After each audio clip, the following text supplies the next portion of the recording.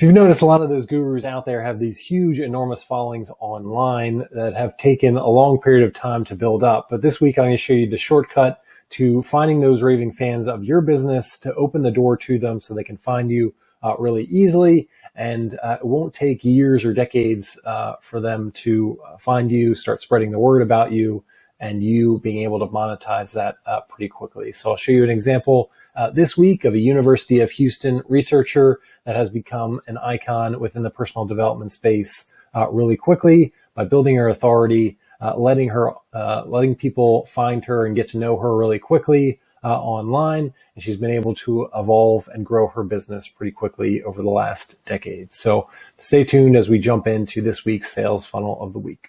Hey, if you're brand new to my channel, I'm Brene Czekanski. I'm a funnel expert and marketing specialist who works with coaches and businesses and really spreading the word about their business online, attracting their raving following, and really finding the right words and stories that allows to connect the two together. So each week, I'm breaking down a sales funnel that kind of shows the best practices that are working across industry so that as you build out the funnel for your business, you have an idea of what you could potentially choose from, that menu of options of what's working right now and what might be a great fit for your business. So hit that subscribe button, hit that notification bell, so every single week you get notified when I come out with new content. So let's jump into this week's funnel, which is all about Brene Brown.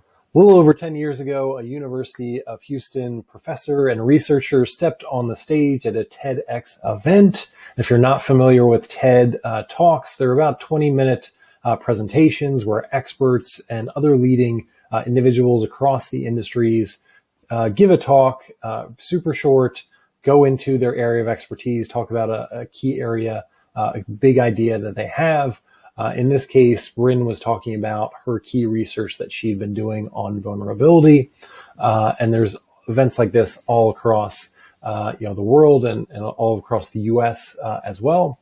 Some are directly affiliated with the TEDx organization, some are not, but really using that format of speaking for 20 minutes or less on a specific topic has really resonated, particularly over the last decade. But what Brene was able to do is not only share her research that she'd been doing for the last couple of years about vulnerability and the power of that, but what she did is really demonstrate her research and the power of it as well by really sharing her story and how she kind of came about doing this research, but also finding a lot more about herself and her ability to kind of express herself and see how the audience kind of reacted to that over time. And what she was able to do was, create a TED Talk that has been, pretty consistently over the last decade been the top 5 of TED Talks for a long period of time. Over 50 million people have watched her TED Talk on this subject. And again, it kind of speaks to not only her research, the power of the research that she did on vulnerability and how important it is, but her ability to kind of show vulnerability within that presentation about talking about she's not the perfect expert within this field, and she doesn't even really view herself as an expert. And this is something that I talk about with prospects all the time is, when do you have the ability to go out there and talk about content? When can you go out there and really start sharing? You don't feel like an expert yet, but you have something to say. And this is one of the most powerful things for Brene is maybe she wasn't exactly ready to share this quite yet, but showing that vulnerability, allowing people to get to know her a little bit better, allowed her to build, a tremendous business. And certainly as you look at the personal development space, her rise within that industry was very quick, just based upon this TED Talk, but also the way that she expresses herself, how she presents herself, how she's built her authority over the last several years. Again, by letting people into her world, sharing stories about how she's not perfect, kind of really taking on that. She knows what her imperfections are. She doesn't apologize for them. If anything, she kind of goes out there and shares them more than anything because she knows her audience has those imperfections too. And by being a little bit more vulnerable about what the struggles have been in her life, what some of the things that she was struggling with along the way, she allows people to kind of get into her world a little bit more. They can connect to her stories and go through and kind of share, some of the stuff that they have gone through as well. So again, one of the key things that I always love is sketch comedy improv. And one of the key sayings when I was first learning it was, you have to give information to get information. That's really what Brene is doing within this presentation, and in every speech and book that she's written since then. She's giving a lot of information about her life, what she struggled with, what things have gone well, but kind of just opening the door to those raving fans to kind of find her and kind of connect and start that conversation. That's really what you're trying to do online, is give people that first entryway to start having a conversation with you. And if you're not doing that, if you don't have the power and the strength and the courage to go out there and say, I'm not the perfect individual. Actually, I've been through a lot of these struggles, and being able to share those struggles, how you've been able to transform yourself, or even those struggles that you continue to deal with to this day, is really powerful for your audience, because you can kind of create those connections with people that are going through the same thing. And by doing that, you're basically just saying, I've been in your shoes before.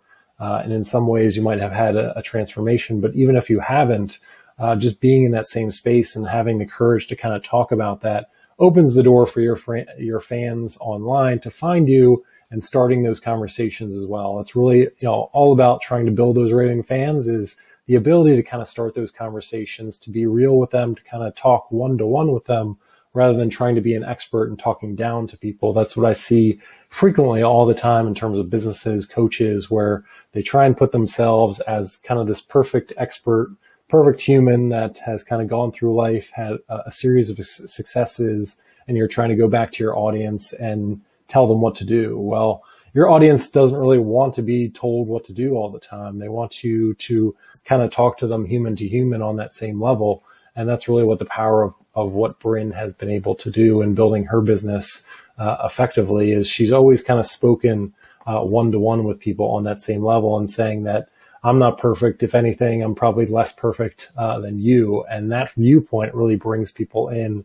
It allows people to get really comfortable with you and to start those conversations. And by allowing people to do that, she's seen her audience grow significantly over time. And if anything, she's leaned into that process of being more and more vulnerable over time, and talking about, how sometimes being vulnerable can invite, those critics over time, and how she's been able to deal with that, but still kind of lean into that process as she goes through that. So, if you've kind of seen that, so, this is one example of, an offline presentation that she had has really sparked a huge growth in her business. So this kind of goes to kind of creating authority content. And this is something that Brene has done consistently about, she's kind of embraced the vulnerability as kind of the one subject area, that unique subject area that she's done a lot of research on. She's kind of embraced that vulnerability. She's putting a lot of that research into practice. So she expresses her vulnerability to her audience, and that invites a lot of people in.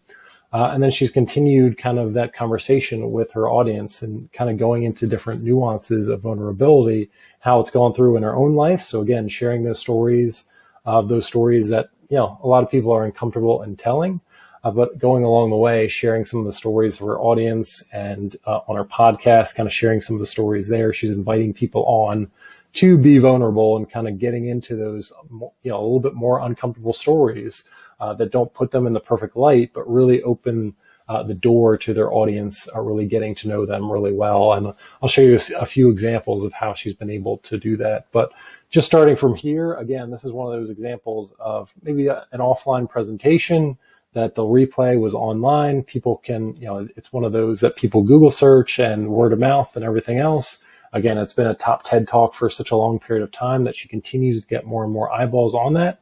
And as people get to know her through 20 minutes of time, they start to get into her community. They get into her books, which I'll show you in a second.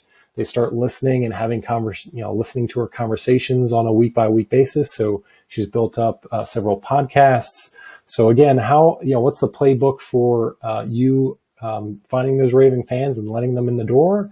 It's number one, being vulnerable and sharing those stories about you, kind of those uncomfortable stories that you never thought you would tell people, and opening up about how you're not the perfect expert along the way, how you've gone through struggles that your audience has gone through right now or in the future, and how you've been able to transform that, or how you're continuing to go through that really continues the conversation, and then using other areas of authority content, whether it's books, podcasts, your email list, to constantly stay top of mind and really evolve the conversation, either in telling more stories that offer that connection and offering that conversation with your audience, or kind of inviting other people to be just as vulnerable and kind of helping them build their audience as well. Again, you become that subject matter expert on whatever you're talking about, but in sharing those stories, you're offering additional avenues for people to get to know you, get into your world, and kind of continue that progression as they go along. So again, if you haven't seen it yet, search Brene Brown, her TED Talk here. She actually did one 2 years later, which didn't have 50 million views. It had about 15 million views.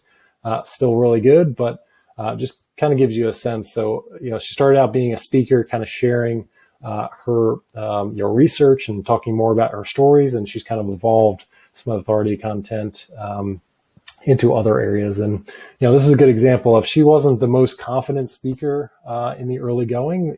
This TED Talk was after a series of practice rounds and smaller speeches that she did over time. So she didn't become an expert overnight.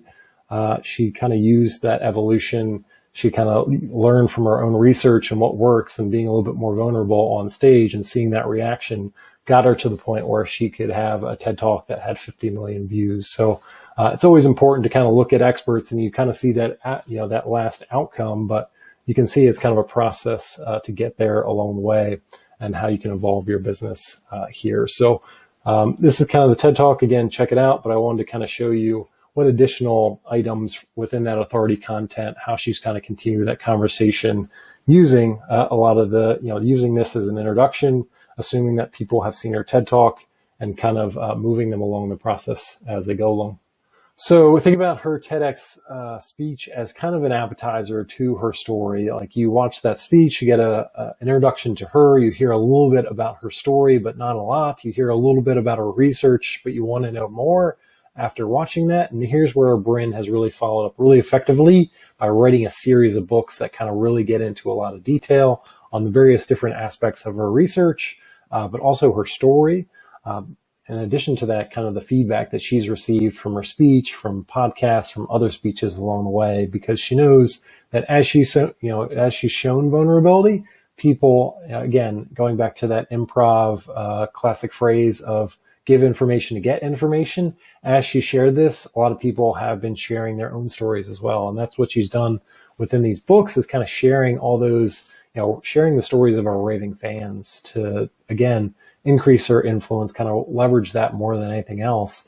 So within her book, she's talking about her research, she's talking about her stories, some vulnerable stories of hers. She's talking about her fans and kind of sharing their stories as well. Great use of insight as much as you can, and then finding those outside stories as well. And I think this book in particular kind of really highlights, if you just look at the title of it, I thought it was just me, but it isn't. And kind of speaks to what she's trying to do. She talks about how she's gone through all these struggles and problems, and thought it was just her that was kind of going through that. But as she's been able to share it, what she learned is she wasn't alone in that world. She has all these other millions of people throughout the world that have gone through those similar type of issues, and they're looking to her as being kind of that leader of, okay, she's seen some type of a transformation, or kind of just sitting in that struggle and kind of understanding it a little bit more, and how you can kind of work your way through it to eventually seeing progress along the way. So I thought that was a really good book to highlight. But you can see she did one on the power of vulnerability, which again gets into a lot more detail on some of the themes that she talked about in that TEDx conference. Some of the more recent ones, like daring greatly, like being able to have that courage to have vulnerability. So again, she's kind of continuing that process. She's kind of created the process for how people can not only think about vulnerability, but actually go out there and have the courage to go out there and do it. Rising Strong, talking about, kind of the revolution that she's been able to create within that. Braving the Wilderness, Dare to Lead. So talking a little bit more specifically about leaders within corporations and elsewhere, and how they can show that vulnerability along the way. And then the more recent one, The Gifts of Imperfection. So again, kind of flipping the script a little bit on what you normally hear of a lot of those people talking about how they're so perfect and how everything has gone well, and they've kind of had just easy road to success. She's kind of taking that opposite approach of, I know I'm imperfect. I know I have struggles, but if anything, I embrace them and I share them. And that's what's been able to kind of build my community here and what my audience appreciates. And that's such a unique message that it sets herself apart. And especially within the personal development space, it's allowed her to progress people along the way. And then what she's been able to do is kind of continue that conversation from a podcast perspective.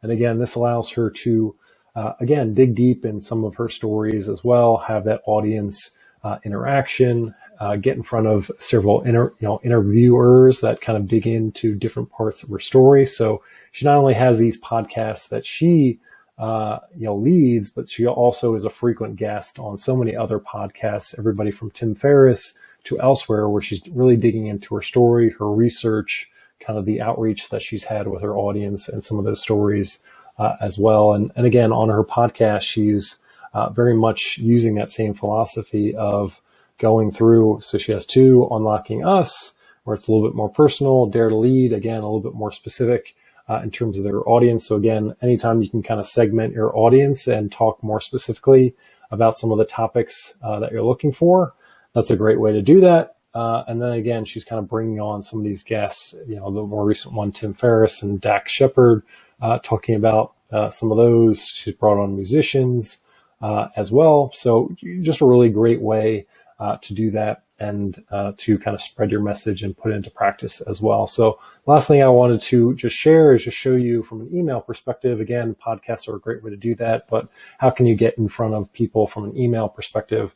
Show you how she's doing that very effectively as well to get people to buy her books, watch her TEDx speeches, but also listen to her podcast as well. So I just want to end with that to show you how she's putting vulnerability into practice across that medium as well. Okay, so let's take a look at one of her emails. And I think this is a great example of kind of the authentic and vulnerable side of Brene and how she shares that with her audience. So this is just a one that's kind of a year-end recap, but it kind of goes back to what she was thinking at the beginning of the year. So, starts at the very top. I had no idea what was about to happen when I wrote this intention for 2020 back in early January.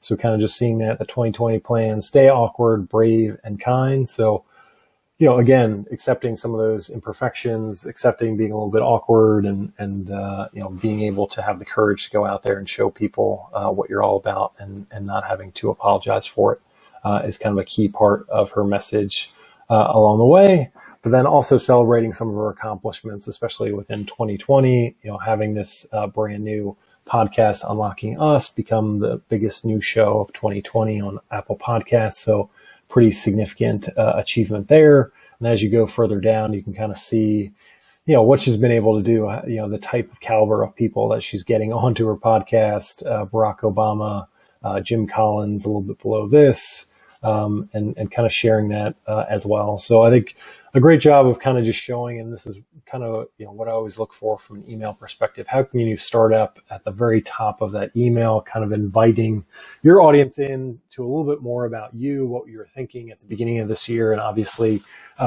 showing that 2020 was nothing that anybody expected, but just showing your intentions to start this year and how it's kind of played out is really effective in how she did it. So again, check out Brene Brown's TEDx talk. She's got a lot of great books, a lot of great podcasts that I would recommend. The one that I would highlight particularly is check out Tim Ferriss's podcast, where she was on there a few months ago. I thought it was a really great episode of them going back and forth and kind of sharing a little bit more about each side of their stories and sharing that vulnerability. So check out that. I'll link it below in the description. But again, hit that share button, hit that subscribe button, hit that notification bell. So every single week you get notified anytime I come out with new content. Let me know in the comments below how you're going to kind of open the door to your raving fans and how you're going to have the courage in 2021 to share a little bit more about yourself, share some of that vulnerability, some of the struggles and problems that you've been through, especially in 2020, the difficult year that was 2020, and how you're going to be able to go out there and have the courage to share that with your audience, allow people into your world a little bit more, open up those conversations. Again, going back to the phrase, give information to get information. I would highly encourage you to start that in 2021 so that you can find your raving fans online and get your business, even higher than where it is right now. So take care.